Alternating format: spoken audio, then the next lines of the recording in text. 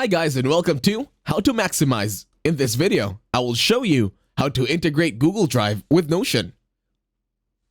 To start this tutorial, make sure in your internet browser you already opened and logged on to Notion.so. Once you are in Notions, this time click on Settings and Members. In here, tap on My Connections.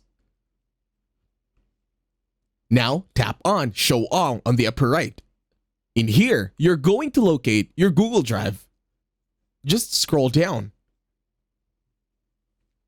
Once you find it, tap on Connect. Wait for the website to load once again.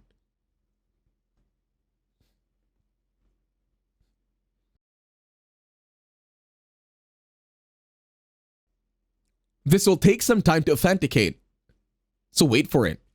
Once you're here, choose an account where you have that Google Drive to be integrated with Notion.